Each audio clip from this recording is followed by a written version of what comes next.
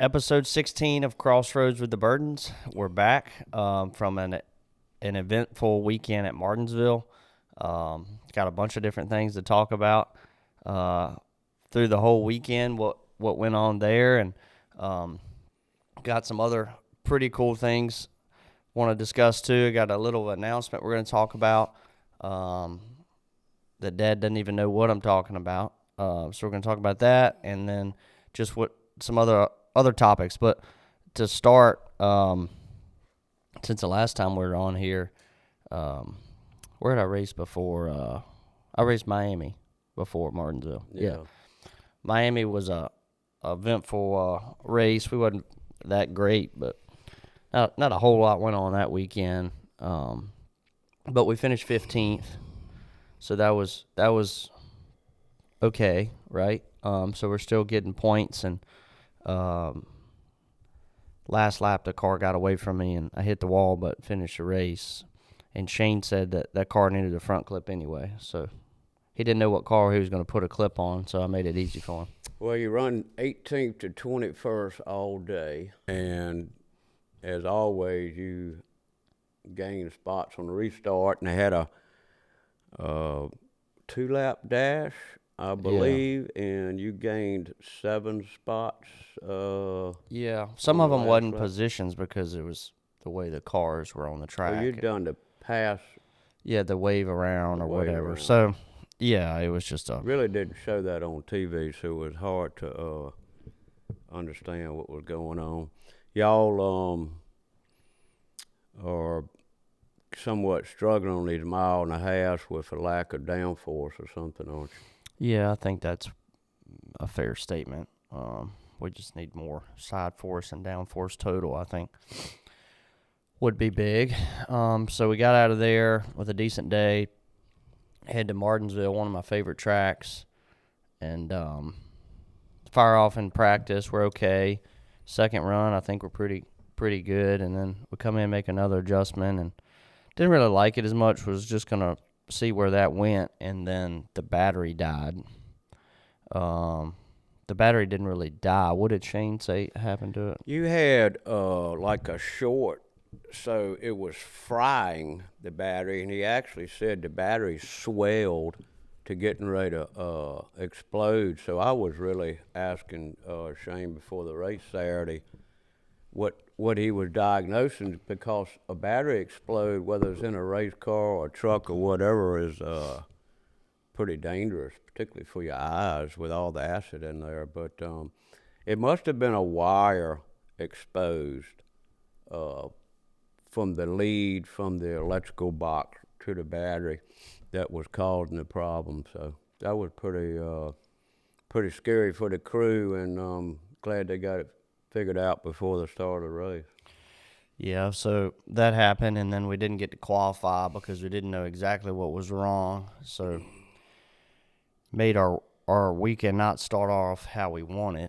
So we started last, and we started the race, and we were not very good. But we were better than where we were running, but I passed a bunch of them, and then I got boxed in, and then I feel like I passed the same cars 10 times the first 30 laps. Just every scenario that could go wrong, passing cars and getting boxed in with other cars, it just happened to me. And then before you know it, the leader's on your rear bumper. And once the leader passed me and I went a lap down, I hung with the leader. He was better, but we wasn't that bad at that point. We were a 12th place, 15th place car on the track, but we were trapped. So a caution finally came out. We took the wave around, and the guys that put on tires, I was passing with old tires when we went back going. You fought all day. Y'all made some good adjustments to the car. The second run was definitely better. Just would not rotate from the center off. You just couldn't get the forward bite that you needed. It appeared when you really had to, you could drive in the corner at times like you needed to. But again, man, the people were really driving through their competitors. I mean, people were just not showing anybody much respect, and it was 4 to 5 of them that did it every single time when they got behind somebody. They just moved them, and sometimes that created a lot of chaos, like it did at the end of the race. A lot of those cars at the end of the race shouldn't have gotten torn up like that. It's kind of a shame to see guys fight all day and then tear cars all to hell on the coming out of the last corner. Yeah, I wish our car first would have been a little bit better the last run. I think the first adjustment put us in the game, and then we just needed one more good adjustment, and we would have been top 6 car. But the next adjustment, we went over the fence and made the car too tight. So look, I'm not trying to be negative. You have a good team, but you're missing something somewhere, and I think it's a numerous of little things that add up to give you or any other driver the grip you need. Yeah, it's called resources and $3 million. Exactly. So those cautions that kept coming out was a saver for you. Yeah, at the end of the race, we were junk. I'm talking about way before the end of the race. Oh, okay. The second run of the race. Yeah, you had gotten much better. Yeah, the end of the race, we were junk. I mean, we were a 15th place car. That's what we were. The cautions saved us. Yeah. I was plowing at the end of the race. We were horrible at the end of the race. Well, but the thing is, Jeb, you fought hard. Your team fought hard. Y'all never gave up. You were driving everybody really hard but clean, and you kept the fight up. So yeah, I mean, at the end, like I said, we over adjusted, and it killed the car. And that was frustrating. But the cautions did help us, and we were going to finish top 10, and we still might. I don't think the last of – they're going to do something to the 8 car, I think. I think they will. They got to do something. So I think they will. Enough's enough. I think they've heard enough backlash of it, and I think something will happen. But from my seat, everybody was running over everybody, but I came from dead last, and I didn't touch really anybody. No, you didn't. You really didn't. I don't think you moved anybody all night. That one time when somebody dived under you, I can't remember which one it was. Near the end of the race, you had to get into the back of the 44 a little bit, but because you had no damn wells to go. Yeah, the 48 dive bombed me, but that's fine. Yeah, and at the end, I was frustrated with the 10 car because he's running 10th, I'm running 9th. We go off into turn 1, and he ships me for no reason. But I was already frustrated with him because a couple restarts before, I got a video of it right here.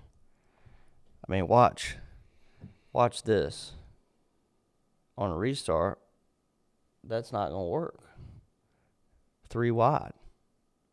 So he did that, and when we're going through the restart zone, if you look at Martinsville, and to dive it in there 3 wide like that, it's putting everyone at risk for no reason. Everybody can dive it in there 3 wide. Everybody can do it, but you can go in there and never lift and wipe out the whole field too if you want to. Just because you can do it doesn't mean you should do it. So I was already frustrated with that because it put me in a risk situation for no reason. And once we got through that corner, he didn't gain anything anyway. He just pissed people off. So I was going to talk to him after the race about that. And then I've never even talked to the kid. I've never touched him so he has no reason to knock me out of the way. And we go into the last corner, and he knocks me out of the way. If he would have just barely rubbed me or something, that's different. But he shipped me getting into 1.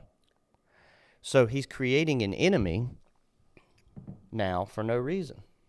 So you think I'm going to give him an inch when we're racing from now on? Hell no. So I went to try to tell him after the race, like, you need to think about what you're doing before you do it, and you're going to have to pay that's the problem with the whole world, not just racing.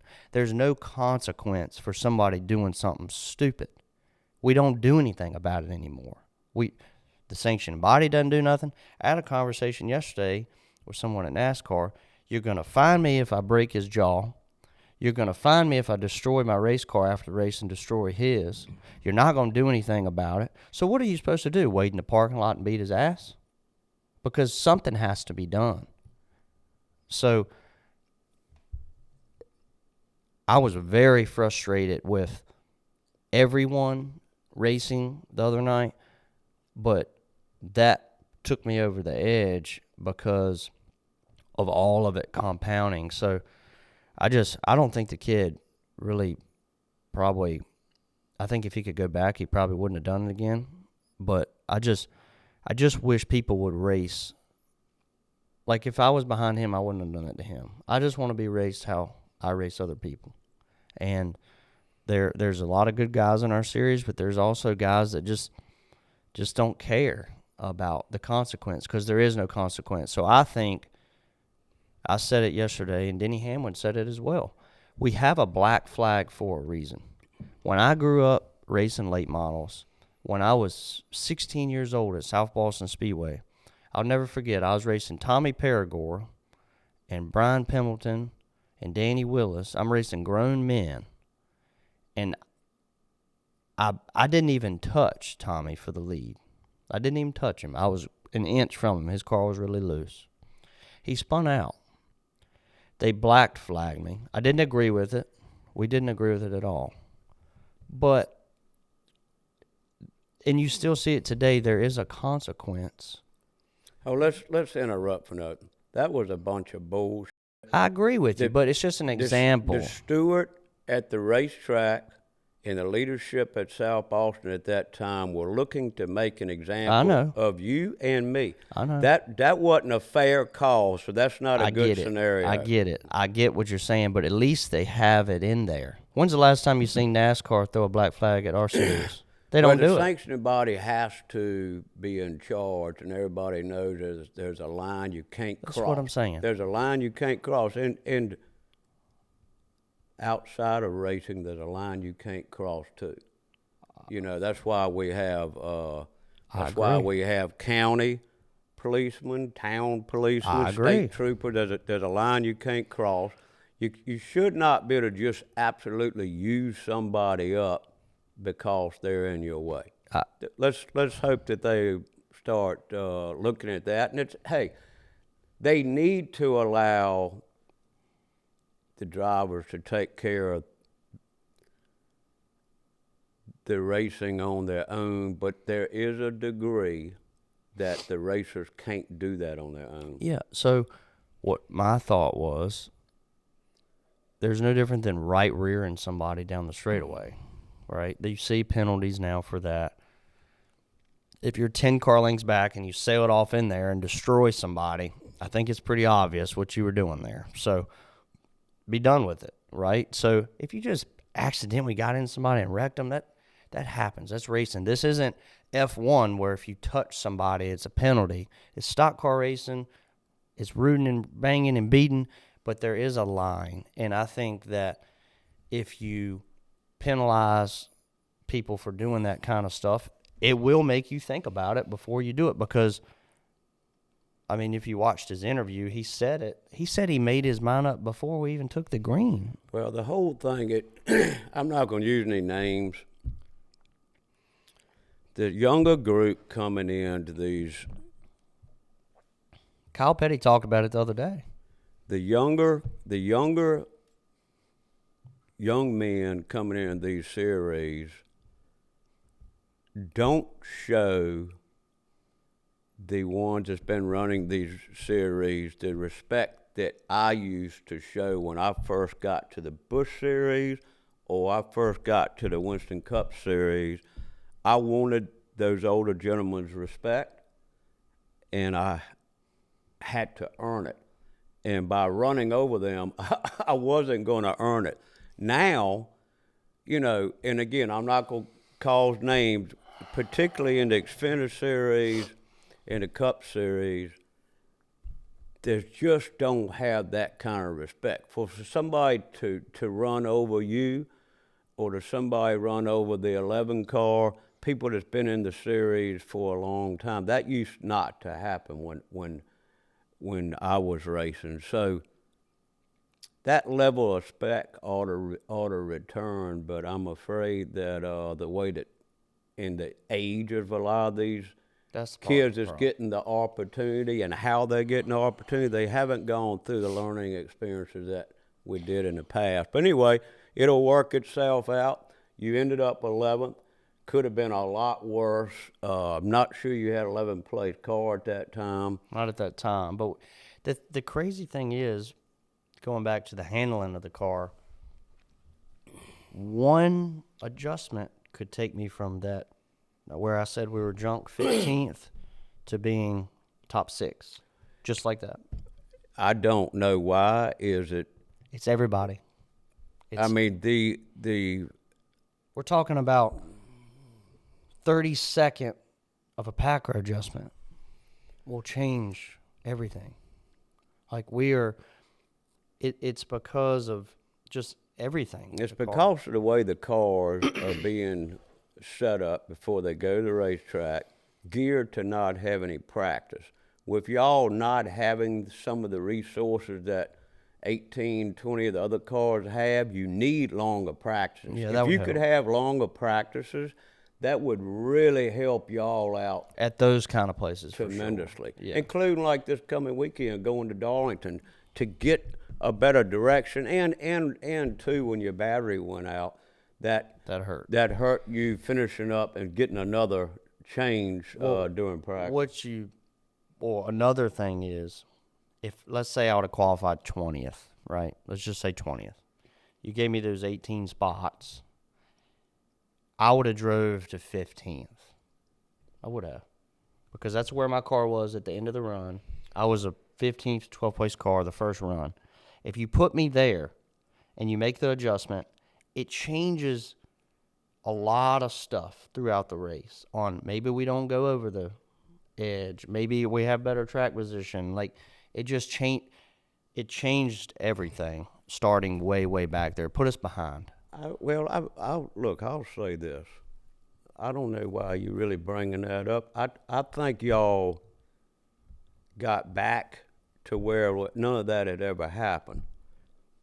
You were sitting there with the same tires that most people. What Mark could have done I know, but think about this for a second. is wait longer to take on tires like some of them, but I'm not sure. What if the caution doesn't come out? You're screwed. Hey, I know that. Look, you can second guess. That's the only thing you could have done different, but I'm not saying it's right or wrong. All I'm saying you were is, lined up. Look, Let's don't talk about it anymore. I'm Dad, tired of listen, talking about look. If you sit here and think that if from us starting dead last, you wouldn't give me one row at the end of the race, one row. Give me one row if we don't have the battery issue. One row. I don't know. All I'm saying you were is- sitting there 8th. I know, but listen to what I'm saying. You're not listening. One row at the end of the race, I'd been 6th, right? If we didn't have the battery issue, I believe we would have at least had a row by the end of the race, because I wouldn't have been behind. And if you do that, maybe we have a chance to win the race with the disaster that went on. That's all I'm saying. We can't. What I'm getting at is we can't beat ourselves before the race even starts. So we got to clean up some of that stuff. And I mean that's part of it. Stuff happens. Y'all overcame it. But yeah, so it's frustrating ending for, didn't get the top 10, but that's part of the show that went on there. To be honest, every time we go there, it seems like it's a disaster now. So hopefully they can do something about it. So the next time we go back, we can have long green flag runs and good short track racing is what I hope. You got anything else to add on that? I don't. I think you need to start being the crew chief, it sounds like. No, I think you got a great crew chief. What I'm saying is This y'all Monday morning overcame. cornerback. No, I think y'all overcame all the diversity that was thrown at you, and you were sitting in it.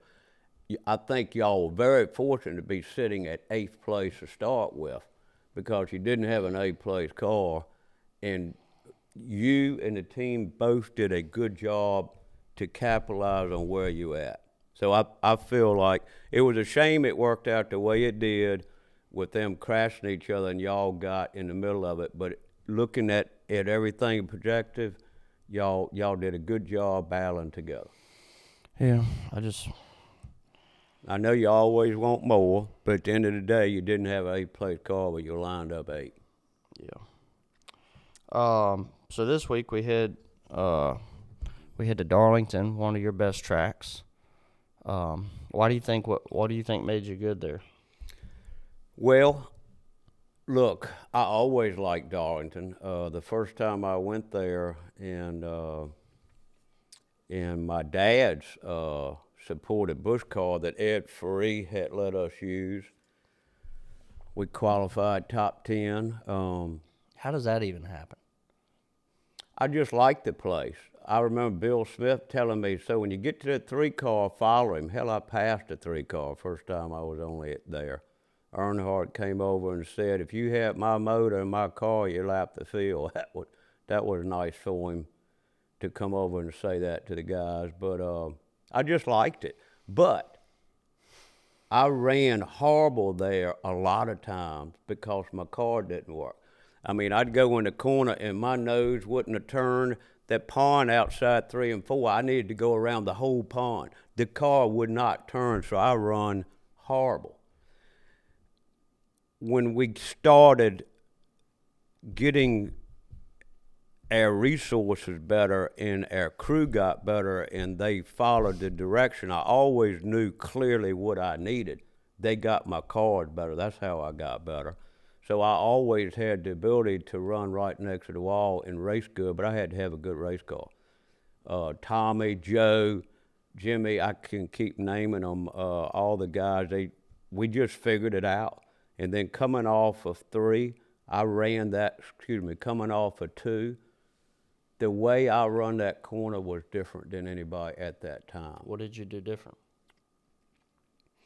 So I get to the wall about the same time that everybody does. Getting in the corner. Yeah. Going to the center of the corner. So you got to break Darlington down. There's 3 corners in every corner. When you go in 1 and 2, you got your first apex, your first entry, and both all corners are like this, but your first entry, how you enter that corner depends on what your car is doing. If I need it to turn a little bit better, I can hit the early apex, which is flat on my left front. That will help my car turn. As soon as my car turns at all, I'm throttle. Now, when I've got really old tires on, I might not be full throttle till I'm all the way at the wall, but the grip is at the wall. And then what I would do, and this is the best that I can remember, son, I would go full throttle about the same time everybody would, but if my car's working well, I'm doing it before because my nose turned right, I'm straight. I can't go to throttle till I'm straight. I gotta be pointed where I need to go. Instead of throttling all the way to so I got the middle of the corner, remember that's corner part, that's the second segment. So I'm gonna make all this time next to the wall as much throttle as I can, but during that time, when I'm looking at my last apex on the exit, I'm letting off up here on the wall because I've got to start feeling my front tires turning because I'm gonna be putting some input in it. So I'm gonna get my turning done way back here. And as I'm starting to feel my nose turning, then I'm using my throttle as my friend, my ally, not my enemy. Because if I just use it full throttle, I'm going to make my front end not work. So I'm helping my car work so that I can hit this next apex with a lot more throttle. So when I'm coming down the hill, I've already done my major turning up on the wall, and that would allow me to really throttle like hell coming off of 2. Does that make sense? I mean, that's kind of the way I do it.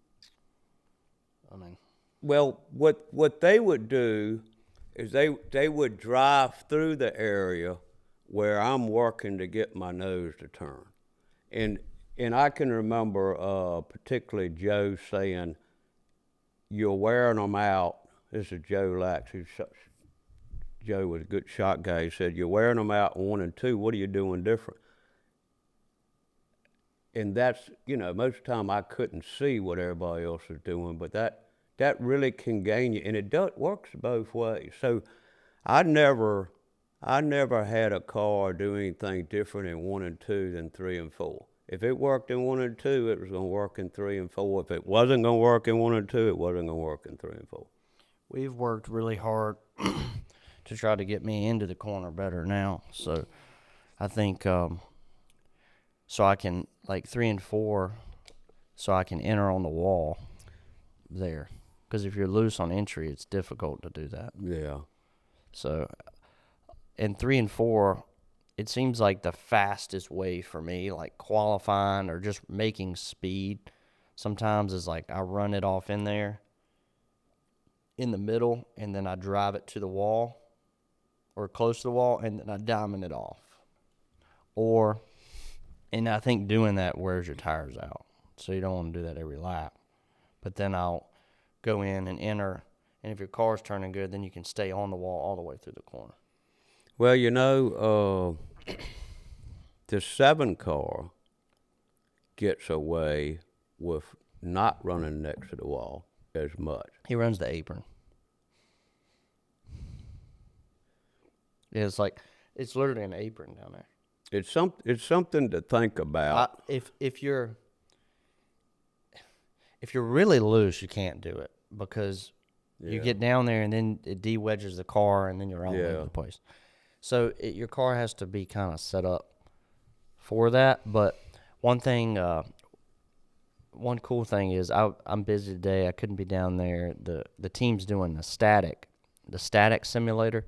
The static simulator, you don't have feeling. It's just more like it's like a high-tech iRacing thing.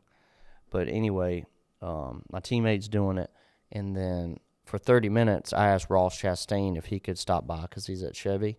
He's going to get in and drive my car for me today. Oh, good. He was there, and he's a buddy of mine, and I appreciate him doing it because I don't think it's going to hurt anything. You going to be there with him? No, that's today. It's right now.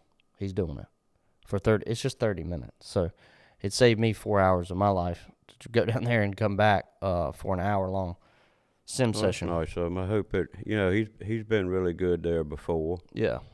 So it's not going to hurt, but then we have a big simulator session on Thursday that I'll be at. But, I think we'll be better this time. It's been a track that we've been super tight there. The car's not turning. And last time we went there, we took a total different setup that it was turning way better in the simulator. And in the simulator, you can't really feel if the car is that loose sometimes. And I was a little concerned, and when we got there, we were super loose. So we've changed that up a little bit. So this has been one of the tracks that's been tough for us because I think as a mix there, these are the tracks that we struggle out that are really fast and have low grip. Yeah, well, that mile and a half. And it's down 4, side 4. It's a mile and a half. So, I mean, I would really love to see y'all get some people to mount some bodies and help with the downforce. Well, we're starting to work on our own body stuff and starting to do some good stuff. So they're getting better on that. We qualified 10th at Vegas. 1/10 of a second would have put me 4th. Y'all really, We're 10th it's in points. amazing how well y'all are doing I need 2 tenths. with just not having that alliance with one of the bigger teams. Have you seen the like points? No, but I'm just amazed at how well y'all are holding on. Just hey, man, it is what it is, and it's no disrespect to anybody. It's just a tough tough deal. Yeah, I mean that's awesome. Keep keeping your nose clean, running all the laps. So I would really love to see you run well at Darlington. It's again, drivers can make up a difference a little bit everywhere, but no driver, including me, is going to carry a car anywhere, particularly where you wear the tires out. So the Darlingtons and tracks like that, when you wear the tires out, you know the hand is going to show. yeah, If you're really loose, you're going to get looser. If you're tight, you're going to wear the right front. You're going to piss off the right front, and you're going to wear out the right rear. So, yeah. balance is everything. I'd rather be a little free than tight though, because at least when you're free, heat cycles with cautions, it will tighten up a little bit. The fuel burning off, it will help tighten it up. If you start off tight, you are done. And then the only thing you can do during the race is just unhook the back. Like I'd rather be loose and make some big adjustments and tighten it up than miss it tight, because if you miss it tight, you're done. Well, you know the deal. When you run next to the wall, the ones that can have control of the car and just run next to the wall are going to be really fast versus sliding. Yeah. When you're turning and your nose won't, your car will not follow the input, and you're just sliding, then you're just trying to judge a slide, and it makes for a long day. Yeah. So I'm gonna try to. One thing that I noticed, we've made our car better already. I've noticed in the simulator, because I've never really been able to get to the wall really fast into 3 because my car just doesn't feel right. Or too tight or way too loose. Well, now I'm still free, but I go right to the wall where my cars allow me to do that. Okay. So I feel the one thing, like getting off into 1, like I lift, I turn off in, and I'm on old tires on the simulator. The car naturally doesn't really want to turn. So I use the apron a little bit, and then right when I go back to the gas, and then right when I get up to the wall, from that point before the next apex, I'm free there. That's because you got too much input in your wheel, probably. I don't think so. No. Well, it's a push loose has always been a common occurrence. I tell you the other thing I really hadn't thought about, but they took away almost 2 foot of racing surface when they put the safety barriers on. Yeah. I mean, they took away where I used to run and everybody else used to run. That's now a wall. Yeah, you can't get up there. So they took away really where all the grip was at. Now y'all are in a different. Bumps are different, and the whole shebang of taking that much of the racetrack away. Yeah. On another note, I wanted to show you something. So this weekend, I'm going to run that paint scheme. Wow, that's cool. What do you think about that? It's a pretty car. Yeah, AJ Transport came up with that idea. Really? They wanted to throw it back to the Hardees car. Oh, that's cool, man. I wish Mr. Dillard was alive. He would like that. That's a good look. That's a sharp looking car. That is cool. Thank you. Yeah, it looks really good. Well, we'll be there pulling for you. I got the suit, and everything. Oh, do you? Yep. Well, that's awesome that y'all do that. I know y'all had me come to the shop and surprised me with the 22 paint scheme for I got Daytona. Simpson. I got a Simpson suit, so I'm back with working with Simpson. I'm excited Back about with that. Simpson. Wow, look at that. That's a cool looking suit, really. Yep. Yeah. Well, that's neat. Maybe that's something y'all want to keep running because it actually the car pops on the racetrack. No, it looks really good. So, That's awesome. nobody told you about it. We kept it a secret. Well, I heard a little bit about it, but it's hard to keep secrets. And I think Tom did that. Yeah, Tom screwed that who up. could that have been? Good job there, Thomas. No, I didn't throw Tom under the bus. Oh, it's only one person that would have screwed that up. It wasn't Aaron. It was Tom. So It was appreciate it. definitely Aaron. Look at Aaron over there. grinning. Dano. Yeah, it was Aaron. But yeah, so excited about that. But I really hope we can be good this weekend. We need to get some points and keep doing what we're doing. These next 6-7 races are very important for the rest of the season. On the points side of things, we go to some good tracks like Darlington. I really feel like we can do good there. I really do. With the thing, we've made our bodies better, we've made our cars better. We got some momentum. And then we go to Bristol. Mark has a great setup at Bristol. I've said that. So I'm excited about there. We go there, and then we go to Rockingham, that we were really fast at, and we get an hour-long practice there, and I feel really good about our direction there. And then we go to Talladega, and then we go to Texas.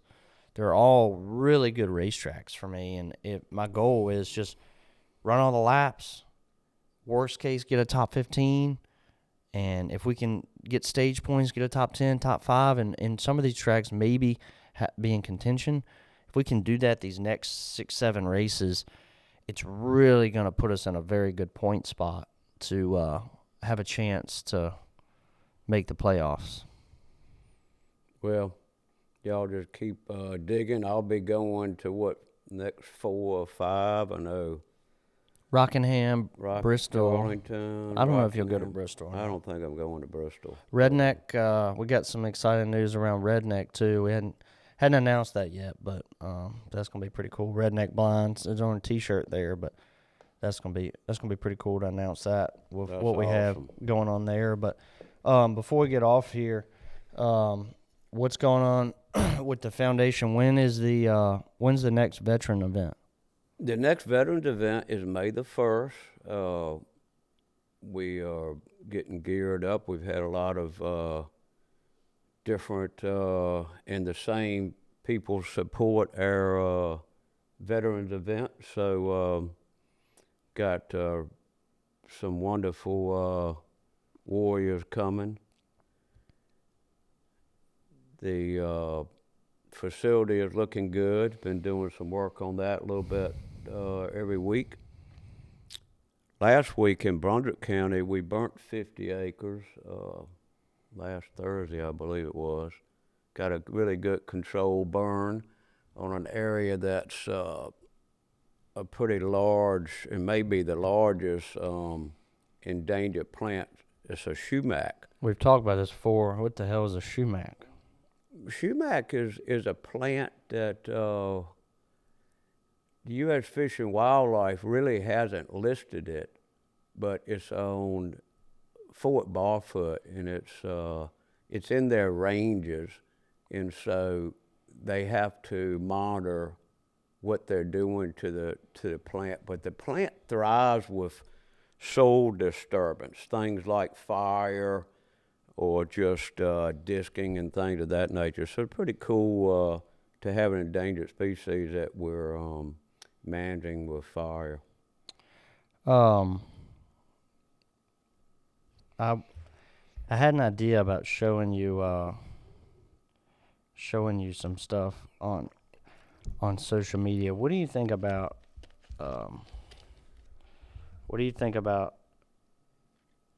What do you think? Read that, and what do you think about when people say stuff like that? You can't zoom in on it. But the problem, Read it out. but the problem is none of you are the best drivers anymore. It's either family name or family with a sponsorship. You haven't done much with the last name. Give your seat to a talented driver.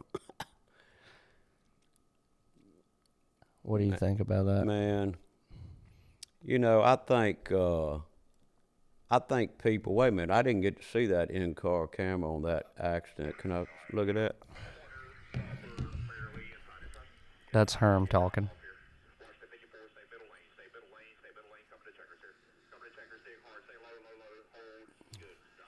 Man, you almost would have I had know. it clear. I if think you the coulda 39 got in the back of me and pushed me into the 8. got, Here, I'll let everybody. You think everybody could hear that, Aaron? Do you think I should put it? So here's my spot of the last lap. Inside, just get drive off here.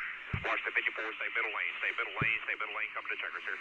Coming to checkers, dig hard, stay low, low, low, hold. Good gosh, just go forward, drive straight forward. yeah, you All right, sure the we're hell. all sharp finish I mean, line. Low was the only place it looked like could go. I don't know. I don't know who got into the 20. Yeah, it's just a It was just a cluster. But yeah. back to that. You I think people say a lot of stuff on social media that they wouldn't say to people if they saw them, and you know, we do a lot on social media, right? Really for our outreach, the sponsors, whether it's a nonprofit or wonderful sponsors like Burris, Wildlife Research, Grand Springs, Redneck, State Water Heaters. But I don't ever recall saying things negative about someone. We don't talk about people's religious beliefs, people's political views. If someone posts something and you just don't care for it, the best thing to do is just don't comment. So when somebody says something like that about giving your seat to someone that's more talented, all I can say is two things. One, the only reason you're in that seat because you got great sponsors like all of these that you work your butt off to give them some value. Wait a minute. That's the only way you get in that seat, and there's no exceptions in the entire Xfinity garage. So whether there was someone that had a whole lot more talent than me when I was racing and they had the funding, back in my day, talent got you the race car seat. In your day, talent and funding, but primarily funding gets you in the race car seat. So it's just a different world, but it's really sometimes it's easy to get mad when people post things that's very critical of others when they ain't got enough balls to say it to someone's face. So maybe I shouldn't say that, but I thought you paid for my race. That's what some people say. well, I think you if I should. had enough money, I would have done a whole lot more for you, but I just don't. Hey, look who's calling. Who? Tom Dano, as you say. How is Mr. Tom Dano? I don't doing? know. But That was a little bit of rambling. I don't know if we need to. people ramble like about rambling. People like rambling. Yeah, I think everybody's got their opinion. That's fine. I'm proud of my little team. The last thing I was gonna say, we're doing a lot with a little. I mean, look at the point standings. We don't have an alliance. Look where we're sitting at. I don't think you need to even respond to the way. Most of the time, I laugh and I blast them pretty good and make them look pretty stupid. Well, I'll have people. Anybody that knows me knows I don't know much about social media or any of it, but y'all have taught me how I can go when something posted on my site, whether it's snake or trapping, veterans event, whatever it may be, if someone really says something negative, I will respond. Yeah, we get worried about that. But I was like, thank you, or maybe you ought to put your head in the sand or something. But I don't go much further than that. But you know, at the end of the day, most people that do things and are doers, we make mistakes. You know, and none of us, I know you, and certainly me, we're not trying to act like we're experts and knowledgeable and have all the knowledge of any particular subject. We're learning every single day. I think what we are doing is exposing a lot of things that we do in our lives, and maybe someone can learn something from what we do. And heck, I'm always watching others where we can learn some things. So, you know, better or for worse, it is who we are, and we hope to make more allies, not enemies. But yeah, appreciate everybody listening. I think we covered a bunch of little things, but excited for this weekend. We head to a cool racetrack with a cool throwback. Appreciate AJ Transport letting us do it, and it was their idea. They wanted to do it. Well, it's really cool of them, and I'm really excited about seeing them at Darlington, and it's an awesome new opportunity with a great local company, and hopefully you can have a good run this weekend. Y'all will work hard like you always do. Yep. Well, appreciate it, everyone. We'll get back on here in a couple weeks.